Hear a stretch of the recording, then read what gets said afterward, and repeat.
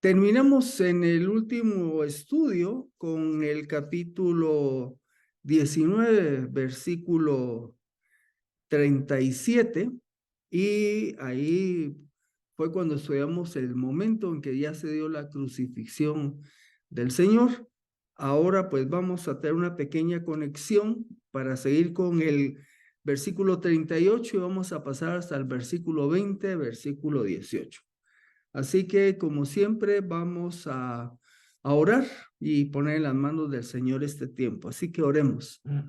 Padre, el día de hoy que vamos a seguir estudiando tu palabra, queremos que tú nos ayudes por la obra de tu Espíritu Santo, abriendo, iluminando nuestras mentes, preparando nuestros corazones para la que a medida que leemos y comentamos tu palabra, tú vayas trabajando en nosotros, produciendo cambios, cambios que se vean en nuestra vida diaria y que nos ayuden a ser esa luz y esa sal que Jesús nos dijo que deberíamos de ser. En el nombre de Jesús oramos esta noche, encomendamos a todos los hermanos que participan en este grupo. Gracias por tu cuidado, por cada uno de ellos, por sus familias. En el nombre de Jesús, amén.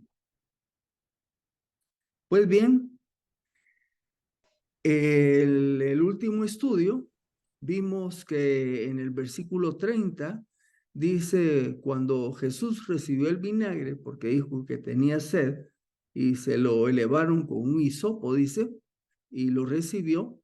Entonces el punto culminante cuando él dice, consumado es.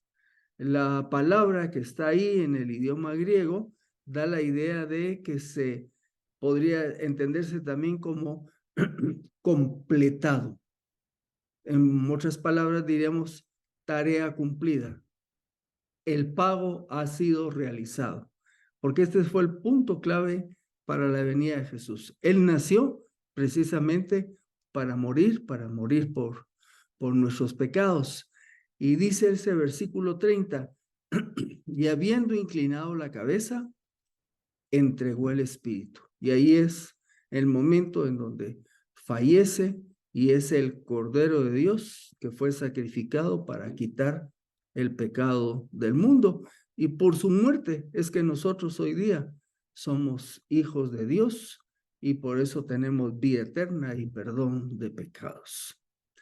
Ahora, una vez que fallece, el versículo 31, vamos a ver, dice, los romanos, cuando crucificaban a las personas, dejaban los cuerpos ahí en las cruces y ahí que se fueran descomponiendo, que bajaran los buitres, que se comieran los pedazos o si caían, pues animales salvajes, no se preocupaban mucho. Sin embargo, recuérdense que estábamos aquí en un día viernes de la semana cuando se celebró la Pascua. Así que era un día un sábado venía mucho más importante que otros sábados.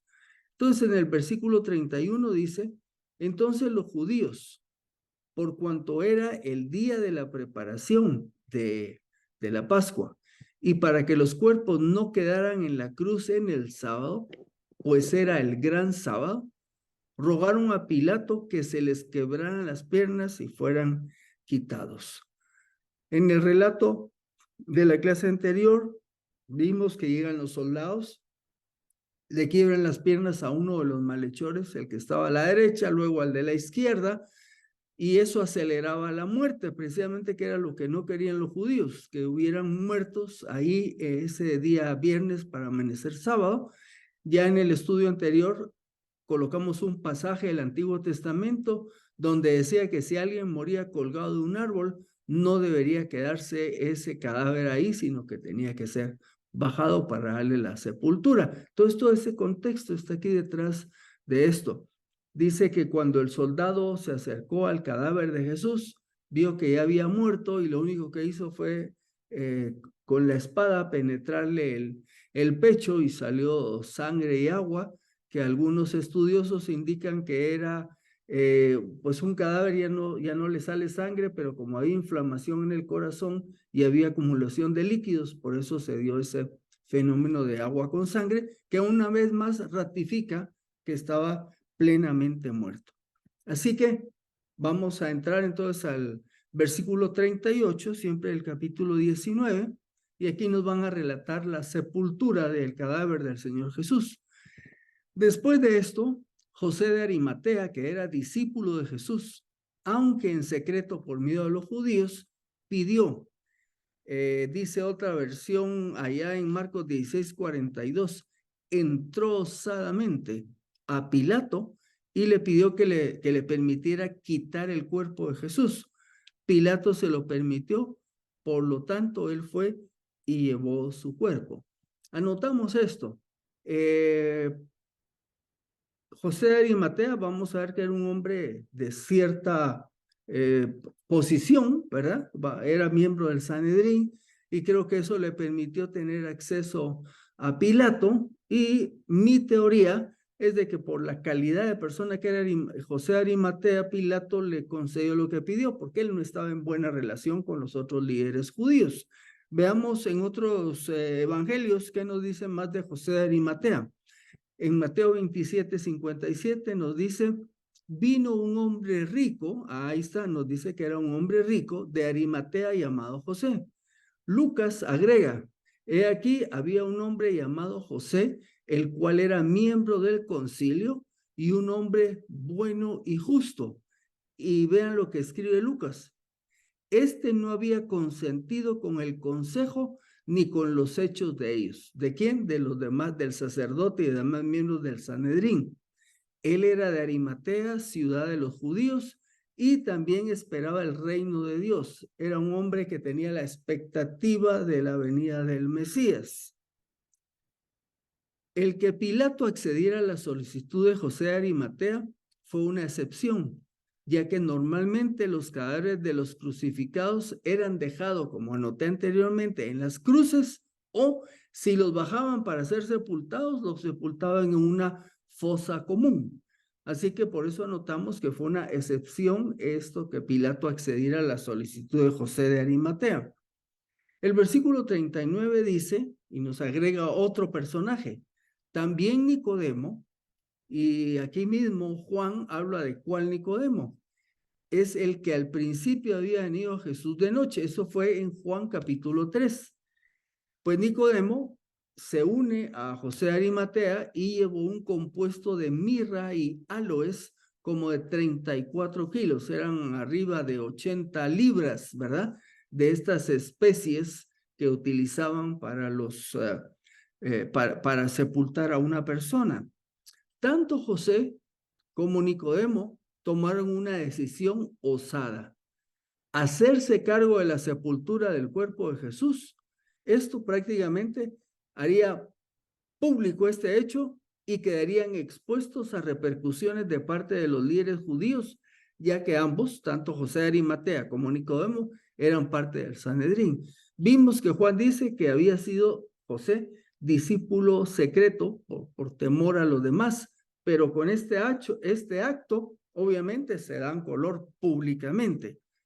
El aporte de la tumba fue de parte de José, y mirra y aloes, unas 75 libras, es el aporte de Nicodemo. Bueno, estos dos hechos nos dicen que ambos tenían una posición económica buena. También, aunque habían mantenido un bajo perfil, ahora se identifican públicamente con Jesús. En este momento hay un contraste. Ellos que habían estado así como de la secreta, ¿verdad? Ahora salen a la luz y le entran y se hacen cargo. Pero el contraste es con los demás discípulos, que con excepción de Juan, para este momento todos estaban escondidos, ¿verdad? Entonces, unos salen a la luz y otros están ocultos, pero veremos después qué pasó. El versículo 40 nos dice que tanto José de Arimatea como Nicodemo tomaron el cuerpo de Jesús y lo envolvieron en lienzos con las especias de acuerdo a la costumbre judía de sepultar. Notamos algo: los judíos no embalsamaban los cuerpos como lo hacían los egipcios. Es más, los egipcios le sacaban los órganos a los cadáveres y ahí los preparaban con todas los ingredientes que ellos sabían manejar. En el caso de los judíos, lo que hacían era envolver el cadáver en una sábana larga o a veces con unos pedazos de tela largos, y a la medida que envolvían el cadáver iban colocando la mirra y los aloes para que fueran quedando alrededor de todo el cadáver. Y esto lo hacían para frenar, por un lado, la descomposición, pero también para bajar el olor de la descomposición del cuerpo. Pero aclaramos, no era momificación, sino era otra manera de preparar un cadáver. En los versículos 41 y 42 nos dice que en el lugar donde había sido crucificado, o sea, allá en el Gólgota, ¿verdad? Había un huerto, y en el huerto había un sepulcro nuevo en el cual todavía no se había puesto a nadie. Allí, pues, por causa del día de la preparación de los judíos y porque aquel sepulcro estaba cerca, pusieron a Jesús. Aquí anotamos algo, más o menos, Jesús muere alrededor de las 3 de la tarde y el sábado empezaba a las 6 de la tarde. Así que ellos tenían unas 3 horas para haber hecho todas estas vueltas, ir a pedir el cadáver a Pilatos, bajarlo, transportarlo, prepararlo y dejarlo ya dentro de la tumba. Ahora, no necesariamente quiere decir que solo José de Arimatea y Nicodemo, ellos hicieron todo. Estos hombres posiblemente tenían trabajadores que los ayudaron en el proceso. José de Arimatea, allá en Mateo 27:60, aquí solo para aclarar por qué decimos que él puso el sepulcro. Dice Mateo, y lo puso y ahí anoto en celeste, su sepulcro nuevo que había labrado en la peña. Luego hizo rodar una gran piedra a la entrada del sepulcro y se fue. Así que nos dice que el sepulcro era de José de Arimatea y que era un sepulcro nuevo y que todavía no lo había usado nadie. Las tumbas cavadas en la roca eran propias de la gente rica. En estas tumbas podían ser depositados varios cadáveres, pero en esta, como anoté que era nueva, pues fue exclusivamente para el Señor. Isaías 53:9 anota esto interesante, dice, se dispuso con los impíos su sepultura y con los ricos estuvo en su muerte.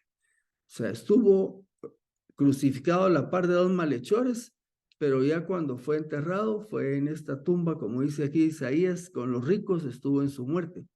Y aclara que aunque nunca hizo violencia ni hubo engaño en su boca. Bien, ¿qué precauciones tomaron los judíos? Vamos a usar la información de otros evangelios para ver qué cuidados tuvieron. En Mateo 27 dice, al día siguiente, esto es el día sábado, después de la preparación, los principales sacerdotes y los fariseos se reunieron ante Pilato diciendo, Señor, nos acordamos de que mientras aún vivía, aquel engañador, así se refieren a Jesús, dijo, después de 3 días resucitaré.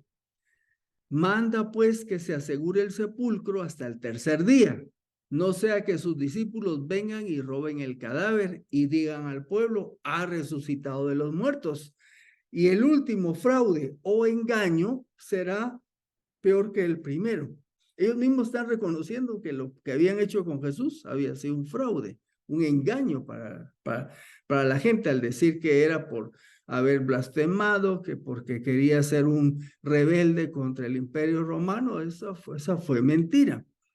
Continúa el relato. Pilato les dijo, tienen tropas de guardia, vayan y asegúrenlo como saben hacerlo. Ellos fueron y habiendo sellado la piedra se supone que era una piedra en forma de rueda, digamos, que se rodaba, pesada, pero le pusieron un sello, ¿verdad? Aseguraron el sepulcro y dejaron una guardia. Bueno, y ya se fijaron, ¿verdad? Están diciendo, como dijo que iba a resucitar, no va a ser que van a robar el cadáver. Entonces esa tumba quedó bien asegurada. Siempre en Mateo dice, después del sábado, al amanecer del primer día de la semana, aquí ya estamos en domingo, y miren lo que sucede. Aquí hubo un gran terremoto porque el ángel dice en la Reina Valera, las otras traducciones dicen, un ángel del Señor descendió del cielo y al llegar removió la piedra y se sentó sobre ella. ¿Qué pasó con los guardias? Los guardias temblaron por miedo de él y quedaron como muertos. O sea, nadie más que no fue un ser humano el que removió la piedra, sino dice que fue un ángel. Y del susto, los saqueos se quedaron tiesos, como las iguanas que les conté hace un momentito. Bueno, después se nos relatan en estos evangelios que los guardias fueron a las autoridades judías a darles la noticia. Y donde se enteraron pues de que pues no estaba el cuerpo, dice que las autoridades judías sobornaron a los guardias para que dijeran que habían sido los discípulos que habían robado el cadáver. Y nos anota uno de los evangelistas que incluso se difundió esta mala noticia. Ahora recuerden, los discípulos del Señor, la mayoría eran pescadores, ¿verdad? No eran hombres preparados para la guerra. Y la guardia que estaba ahí eran guardias profesionales. O sea, estos pescadores nunca hubieran podido derrotar a estos guardias. Entonces, obviamente, todo esto surgió por esta mentira que les estoy relatando así, aquí.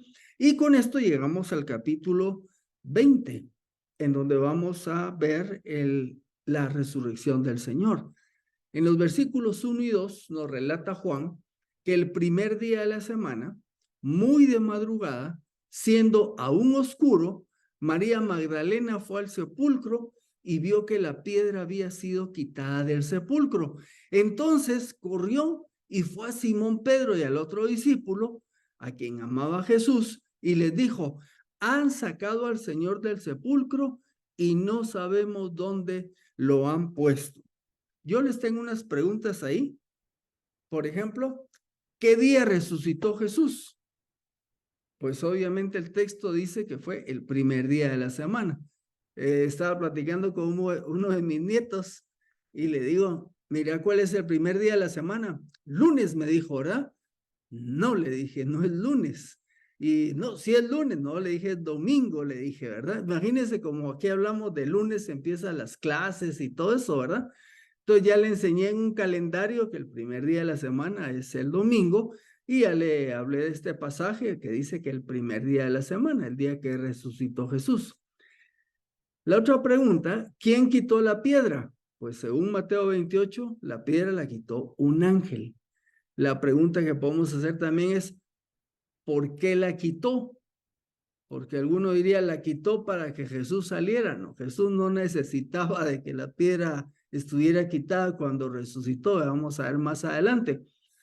La quitó para que los discípulos y las discípulas del Señor Jesús pudieran ver que él ya no estaba, que había resucitado. Si hubiera estado la piedra puesta, pues no se dan cuenta. Entonces, para eso la quitó, para que pudieran darse cuenta.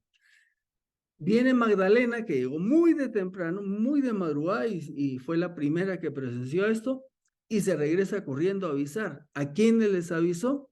A Pedro y a Juan. Es interesante que de alguna manera ellos tenían cierta posición de liderazgo dentro del grupo.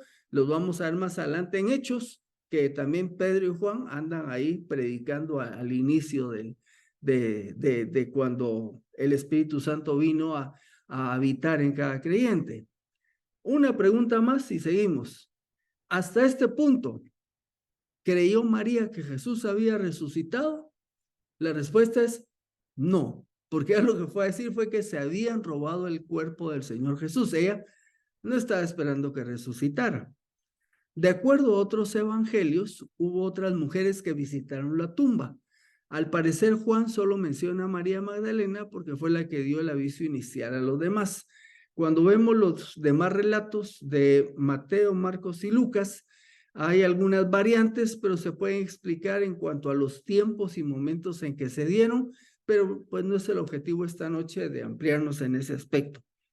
En los versículos 3 y 5 de Juan capítulo 20, dice que cuando llegó María Magdalena a avisarles, salieron pues Pedro y el otro discípulo e iban al sepulcro. Los dos corrían juntos, pero el otro discípulo, o sea, al que amaba a Jesús, corrió más rápidamente que Pedro y llegó primero al sepulcro.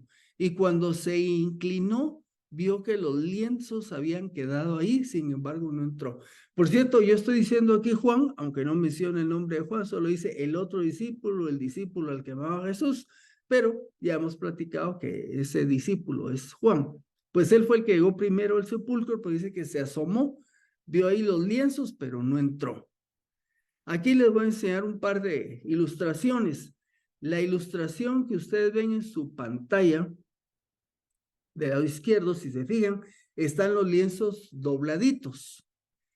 Y en la otra ilustración que está abajo a la derecha, se ven los lienzos así como que están dentro de la roca y caen al piso.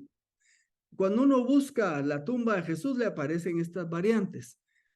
Mi opinión es que están como están aquí arregladitos del lado izquierdo. ¿Por qué? Porque cuando Jesús resucitó, él no tuvo que quitarse los lienzos. Sencillamente, ese cuerpo resucitado atravesó los lienzos.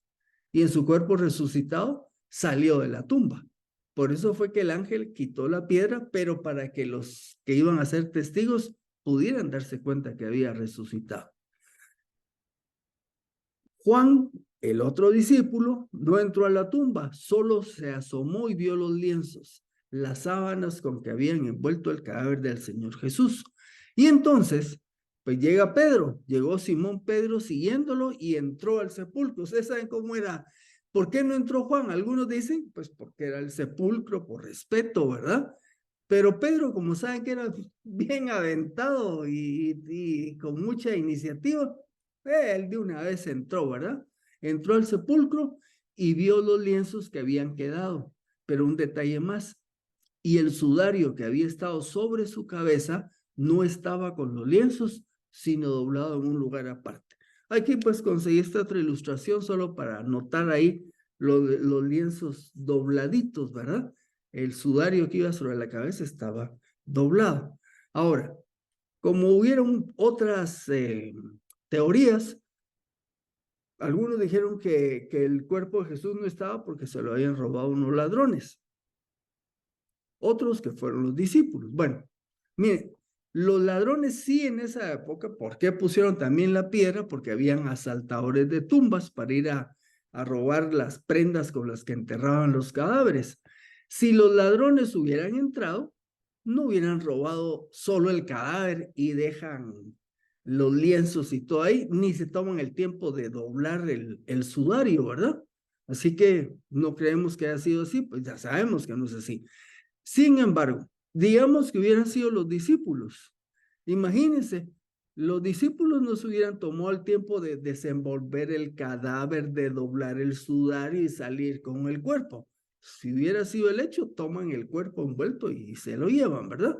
Y la pregunta es, bueno, entonces, ¿quién dobló el sudario? La respuesta es que fue Jesús el que dejó ese sudario doblado. Hay algunas explicaciones que encontré por ahí. Una de ellas dice que está muy relacionado como para dejar el mensaje que iba a regresar, ¿verdad? Bueno, continuamos. Entonces, después de que entró Pedro, entró también el otro discípulo que había llegado primero al sepulcro y vio, y aquí notemos esto interesante, y vio y creyó. Ahora, no nos dice nada de Pedro, pero de Juan dice que vio y creyó. Vamos a ver qué fue lo que creyó.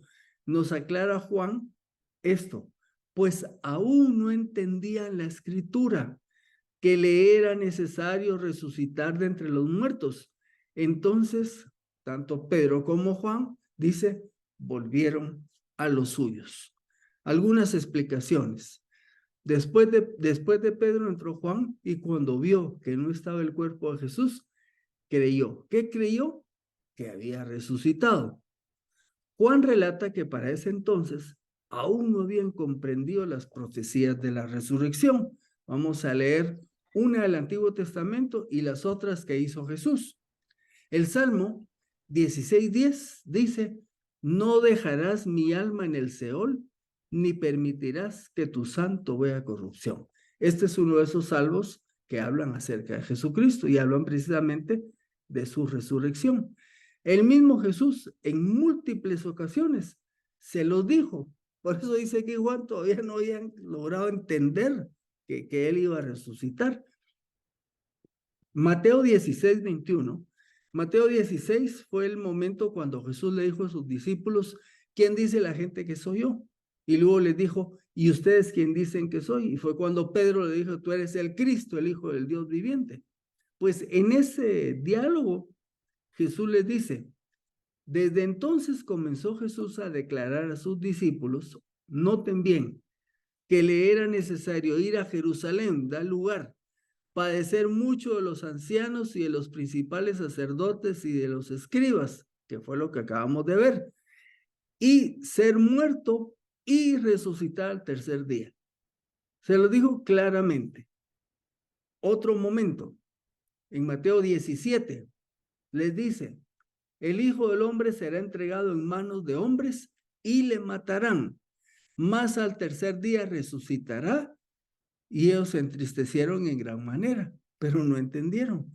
En Marcos 9, porque iba enseñando a sus discípulos y les decía, el Hijo del Hombre ha de ser entregado en manos de hombres y lo matarán.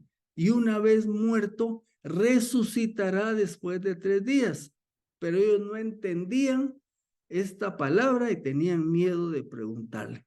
Ahora vemos por qué Juan dice que hasta ese momento no habían entendido. Es más, ellos ni estaban esperando que resucitara.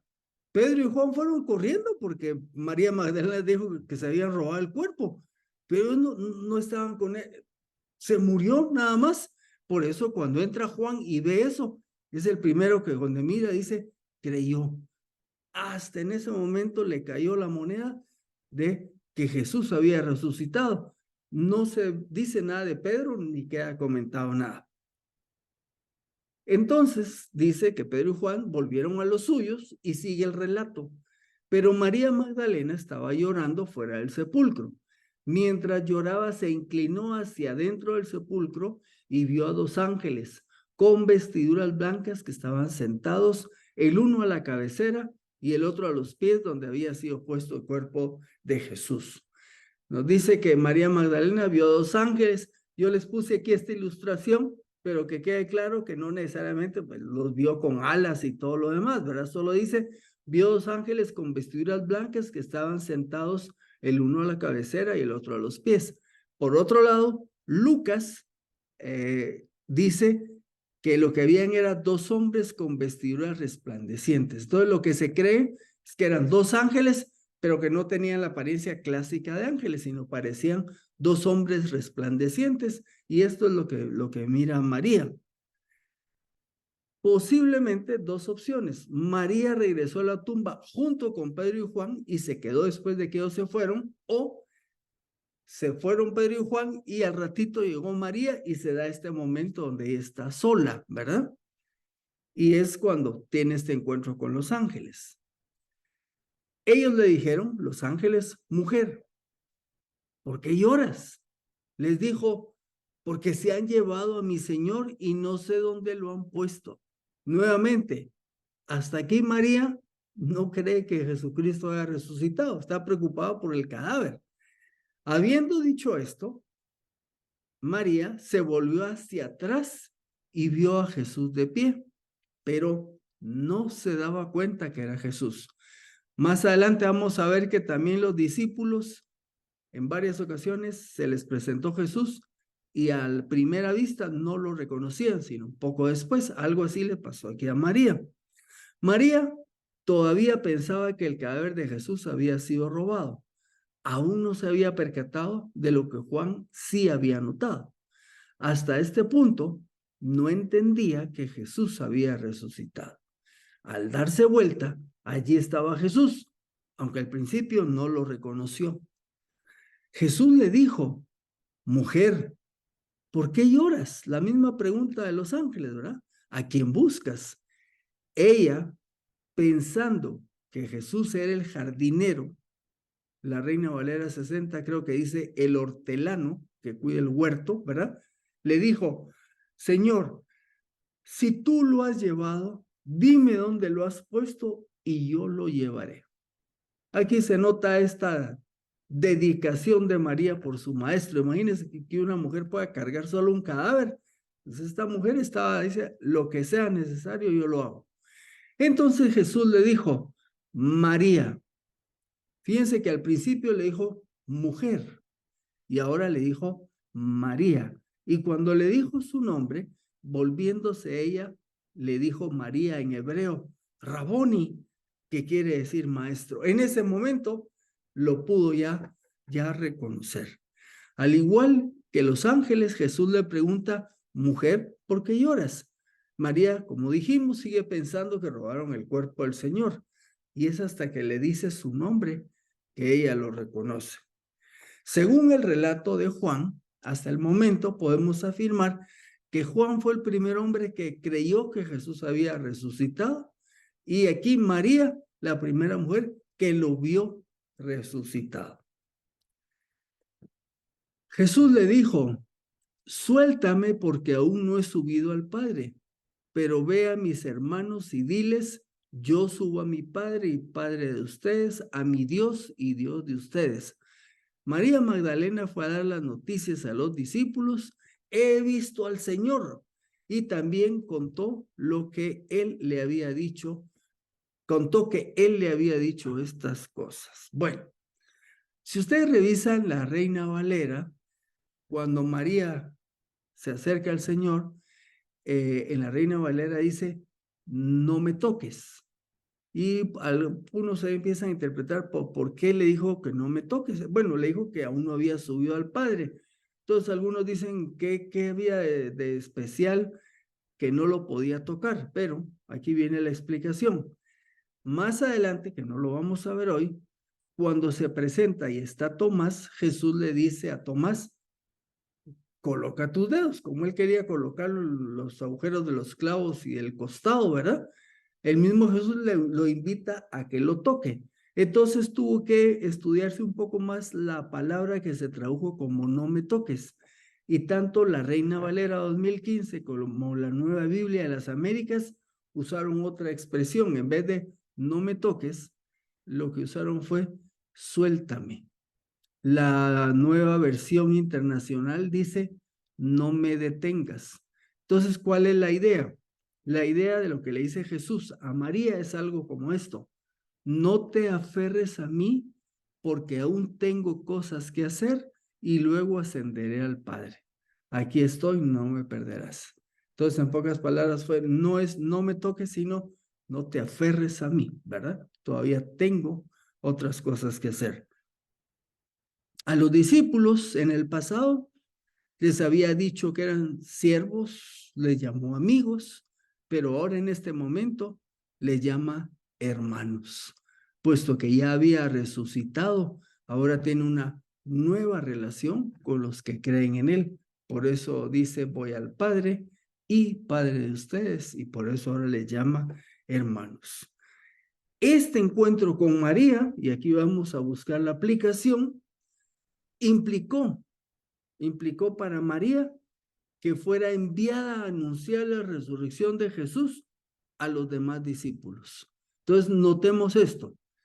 María se encuentra con Jesús resucitado y como consecuencia le dice, ahora ve y le vas a avisar a los demás. Vamos a ver qué implicación tiene esto para con nosotros en la siguiente.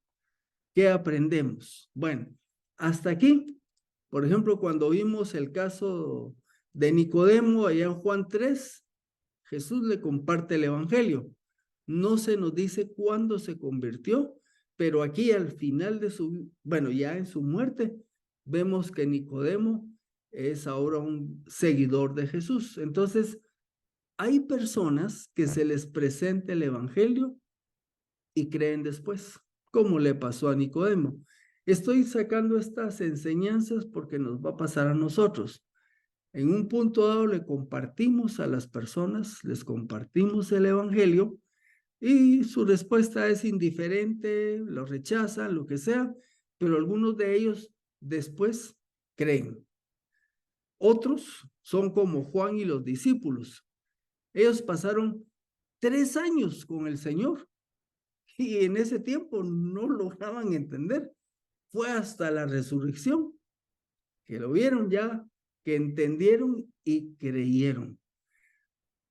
En nuestro caso van a haber creyentes que han pasado bastante tiempo en la iglesia oyendo de las verdades del evangelio y todo, y aún no han creído. Y hasta después entonces creen en el Señor. Por esa razón, de vez en cuando, compartimos el evangelio en las reuniones de la iglesia. Se supone que todos los que se congregan son creyentes, pero no necesariamente es así. Y la otra conclusión que podemos llegar a tener es que conocer al Cristo resucitado implica proclamarle. Esto para nosotros es que si nosotros creemos en Cristo como nuestro Señor y Salvador, es nuestra responsabilidad que le vayamos a contar a las otras personas que Cristo murió por nuestros pecados, que fue sepultado, que resucitó, que hoy vive y que todo aquel que en él cree no se pierde, sino tiene vida eterna. Este domingo me tomé la tarea de hacer a 3 personas, les pregunté, jóvenes, a uno le dije, mira, ¿qué es el evangelio? Y me dijo, no sé, me dijo, ¿verdad? Entonces le dije, le di un pasaje de la Biblia, léelo y luego platicamos. Y antes de irme, cuando terminó el servicio, lo abordé otra vez y le dije, el evangelio es que Cristo murió por nuestros pecados, fue sepultado, resucitó, hoy vive y que todo aquel que en él cree no se pierde, sino tiene vida eterna, ¿verdad? Una manera resumida. Pueden agregar, necesario arrepentirse, pagó por nuestros pecados, nos da perdón y vida eterna. Pero ese es el evangelio, eso es el mensaje que tenemos que anunciarle a las personas.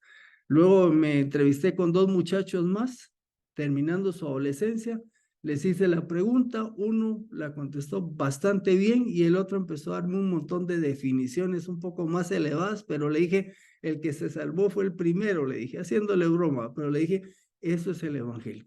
Tenemos nosotros que estar seguros de que es el evangelio, porque si no, no sabemos qué compartir. Bueno, hermanos, llegamos hasta acá. Nos quedan 2 estudios. Recuérdense que en diciembre normalmente tomamos un receso. Así que Dios mediante, si no hay nada extraordinario, tenemos 2 estudios más. Terminaremos el capítulo 20 y entramos al 21 y la última clase será el final del 21. Así que, como dicen en Italia, buenas noches, muy buenas noches.